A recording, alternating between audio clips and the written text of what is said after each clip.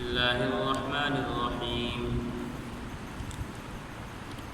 وهذا كتاب أنزلناه مبارك مصدق الذي بين يديه ولتنذر أم القرى ومن حولها والذين يؤمنون بالآخرة يؤمنون به وهم على صلاتهم يحافظون۔ ترجمہ آیت۔ اور اسی طرح یہ بڑی برکت والی کتاب ہے جو ہم نے اتاری ہے، پچھلی آسمانی ہدایات کی تصدیق کرنے والی ہے، تاکہ تم اس کے ذریعے بستیوں کے مرکز یعنی مکہ اور اس کے ارد گرد لوگوں کو خبردار کرو۔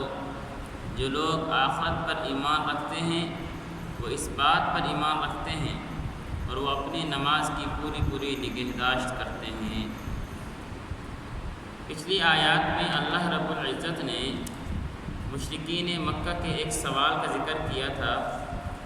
مشرکین مکہ یہ کہتے تھے آپ علیہ الصلاۃ والسلام کو کہ اللہ رب العزت نے آپ کو پیغمبر بنا کر نازل کیا، آپ کو پیغمبر بنا کر بھیجا ہے، ہم نے نہیں دیکھا کہ آپ سے پہلے کسی انسان پر کوئی کتاب نازل ہوئی ہو۔ یہ ایک اعتراض تھا۔ اللہ نے اس اعتراض کا جواب بھی دیا تھا کہ ذرا ان سے یہ پوچھو کہ موسیٰ علیہ السلام پر اللہ نے کتاب نہیں اتاری تھی؟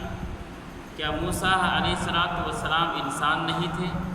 وہ بھی انسان اور کتاب بھی ان پر اللہ نے اتاری، تو پھر آپ علیہ السلام بھی انسان ہیں اور ان پر بھی کتاب اتارنے والے اللہ رب العزت ہیں۔ یہ اللہ نے جواب دیا تھا۔ آگے دوبارہ اللہ پھر ان کے اس سوال کے جواب کو دوبارہ دہرا رہے ہیں۔ فرمایا وَهَذَا كِتَابٌ أَنزَلْنَاهُ، یہ وہ مبارک کتاب ہے، بابرکت کتاب ہے جو ہم نے اتاری ہے، مصدق الذی بین یدیہ، تصدیق کرنے والی ہے اس چیز کو جو تم سے پہلے گزر چکی ہیں، یعنی تورات میں اور انجیل میں جو چیزیں گزری ہیں یہ قرآن مجید ان کی تصدیق کرتا ہے۔ اس سے یہ پتہ چلا کہ جس طرح تورات اور انجیل اللہ نے نازل کی تھی، قرآن مجید بھی اللہ نے نازل کی ہے، اور جس طرح تورات انجیل اللہ نے انسان پر، بشر پر نازل کی تھی، اسی طرح قرآن مجید بھی اللہ نے انسان پر نازل کیا ہے۔ پھر فرمایا وَلِتُنذِرَ أُمَّ الْقُرَىٰ وَمَنْ حَوْلَهَا، اللہ نے کیوں اتاری؟ اس لیے تاکہ ام القریٰ مکہ کو کہتے ہیں، بستیوں کی ماں، اس کو ام القریٰ، مکہ کو ام القریٰ کہنے کی وجہ کیا ہے؟ مفسرین یہ کہتے ہیں کہ اللہ رب العزت نے جب زمین کو بنانا شروع کیا، زمین کی تخلیق شروع کی، تو زمین کی تخلیق کی ابتدا اللہ نے مکہ سے کی، اس لیے پوری زمینوں میں سے مرکز اللہ نے مکہ کو ٹھہرایا اور وہاں پر اللہ نے بیت اللہ بنا دیا کہ وہ مرکز ہے، تمام بستیوں کی ابتدا ہے، اور تمام زمینیں جتنی بھی ہے اس زمین کی وہ درمیان والا حصہ ہے۔ اس لیے اللہ نے فرمایا وَلِتُنذِرَ أُمَّ الْقُرَىٰ، تاکہ اللہ کیا ہے ڈرائے اس قرآن مجید کے ذریعے ام القریٰ، مکہ والوں کو، وَمَنْ حَوْلَهَا، اور جو اس کے ارد گرد ہیں، کہ اس سے پہلے جو کتابیں نازل ہوتی تھی، تورات نازل ہوئی، وہ بنی اسرائیل کے لیے نازل ہوئی۔ اللہ نے قرآن مجید کو نازل کیا مکہ کے ڈرانے والوں کو، تاکہ مکہ والوں کو اللہ اس لیے کہ عرب والوں پر اس سے پہلے کوئی کتاب نازل نہیں کی گئی، یہ قرآن مجید سے پہلے کوئی کتاب عرب پر نازل نہیں ہوئی، تو اللہ نے قرآن مجید کو نازل کیا عرب پر تاکہ اس کے ذریعے لوگوں کو ڈرائیں۔ ومن حولها، اور جو اس کے ارد گرد یعنی تمام کائنات کو اللہ رب العزت نے اس قرآن مجید کے ذریعے ڈرایا ہے۔ پتہ یہ چلا کہ جس طرح آپ علیہ السلام کی نبوت وہ قیامت تک کے لیے اور تمام جہانوں کے لیے ہے، اسی طرح قرآن مجید بھی اللہ رب العزت نے قیامت تک کے لیے اور تمام جہان کے لیے بنایا، نازل کیا ہے۔ اس لیے فرمایا وَمَنْ حَوْلَهَا، مکہ والوں کو ڈرائے اور جو اس کے ارد گرد ہیں، یعنی مشرق سے مغرب۔ وَالَّذِينَ يُؤْمِنُونَ بِالْآخِرَةِ يُؤْمِنُونَ بِهِ وَهُمْ عَلَىٰ صَلَاتِهِمْ يُحَافِظُونَ۔ یہ اللہ رب العزت نے یہودیوں کی اور مشرکین مکہ کی کچھ کمزوریاں ذکر کی ہیں، اور اس کمزوریوں کا ازالہ اللہ نے کس طرح بیان کیا؟ ایمان والوں کی صفات ذکر کر کے فرمایا یہ جو یہودی لوگ آپ علیہ السلام پر اعتراض کرتے ہیں مشرکین مکہ آپ علیہ الصلاۃ والسلام پر اعتراض کرتے ہیں، اس کی وجہ کیا ہے؟ فرمایا والذین یؤمنون بالآخرہ، وہ لوگ جو آخرت پر ایمان رکھتے ہیں، یؤمنون بہ، اور اس کے ذریعے ایمان لے کر آتے ہیں اللہ پر، وہم علی صلاتہم یحافظون، اور یہی لوگ ہیں جو نماز کے حفاظت کرنے والے ہیں۔ پتہ یہ چلا، بتایا یہ کہ یہودیوں کے دلوں میں، مشرکین مکہ کے دلوں میں آخرت کا خوف نہیں ہے، آخرت کے خوف نہ ہونے کی وجہ سے یہ اللہ پر اعتراض کرتے ہیں، یہ نبی پر اعتراض کرتے ہیں۔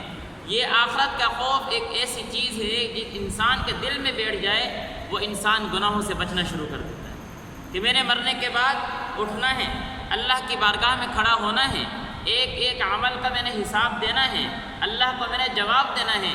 جب دل میں انسان کا آخرت کا خوف بیٹھ جاتا ہے تو انسان پھر اپنے قدم کو چک چک کر رکھتا ہے، دیکھ دیکھ کر رکھتا ہے۔ اس لیے فرمایا کہ یہودیوں کو جو مسئلہ ہے، یہ مسئلہ یہ کہ یہ آخرت پہ یقین نہیں رکھتے، ان کا آخرت پر، اس لیے وہ کہتے تھے نا کہ جس ٹائم ہم مٹی بن جائیں گے تو پھر ہم دوبارہ کہاں سے پیدا ہوں گے؟ اب ہم مٹی ہیں، جب مٹی بن گئے تو مٹی بنانے کے بعد دوبارہ ہم نے کہاں اٹھنا ہے؟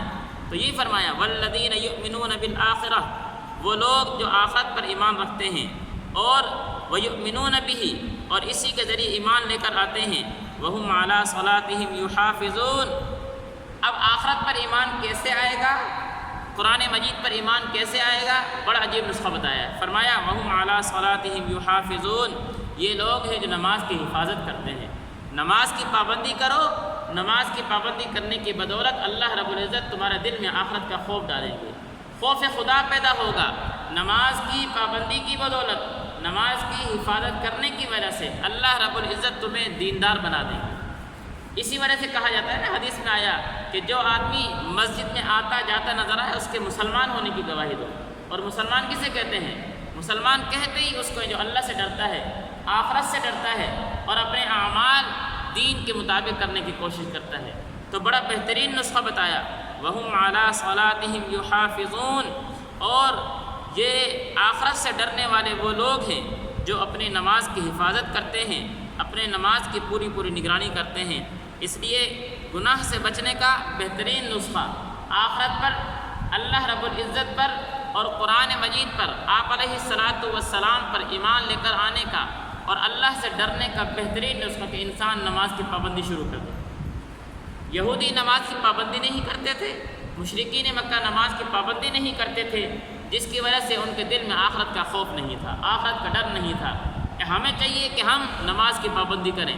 جب میں نماز کی پابندی کروں گا، اسی وجہ سے کسی بزرگ نے کہا نا کہ اگر کسی انسان کے معاملات چیک کریں تو اس کی نماز چیک کرو۔ اگر نماز درست ہے، معاملات بھی درست ہیں۔ اگر نماز ٹھیک ہے تو نماز بھی اس کے اپنا نماز درست ہے تو اس کے معاملات بھی بالکل ٹھیک ہوں گے۔ اس لیے دنیا کے اور آخرت کے سارے کے سام درست کرنے کے لیے بہترین نسخہ کہ انسان 5 وقت کی نماز کی پابندی کرے۔ اللہ تعالی ہمیں سمجھنے کی، اس پر عمل کی توفیق نصیب فرمائے۔